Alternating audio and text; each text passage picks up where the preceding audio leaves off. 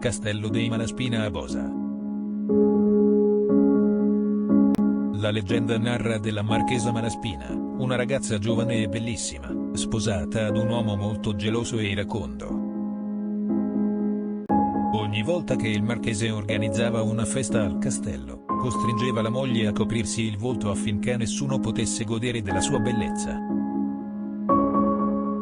Per il marchese però si presentava il problema di doverla lasciare sola quando era fuori per controllare le sue terre o per le riunioni politiche. Così, non fidandosi nemmeno delle sue stesse guardie, era solito chiudere la moglie nelle sue stanze e permettere solo al personale femminile di avvicinarla. La ragazza, sempre più infelice e provata da quella clausura, trovò un parziale sollievo nella preghiera.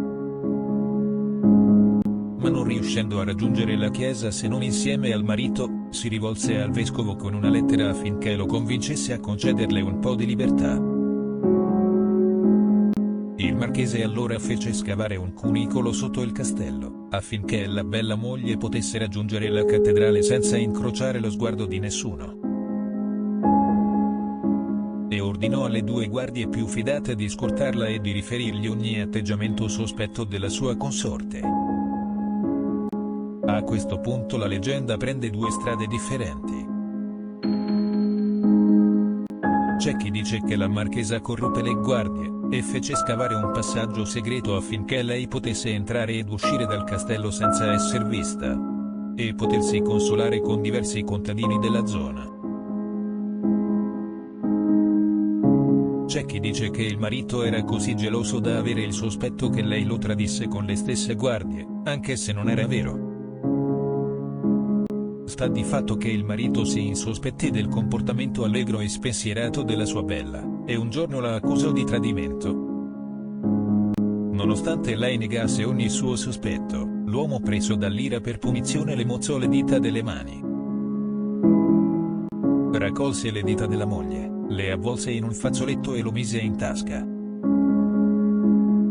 Poi rinchiuse la moglie nelle sue stanze ed uscì per incontrare alcuni amici, come se nulla fosse successo. Durante la serata, senza rendersene conto, estrasse il fazzoletto davanti a tutti, e le dita rotolarono per terra, rivelando le sue colpe. Il marchese fu imprigionato e condannato a morte, ma della marchesa non si ebbero più notizie. Alcuni dicono che sia morta poco tempo dopo per un'infezione. Alcuni pensano che il marchese l'abbia fatta murare viva per vendetta, e che sia morta di stenti. Sta di fatto che negli anni a seguire, e ancora oggi, c'è chi giura di aver sentito una donna piangere all'interno del castello.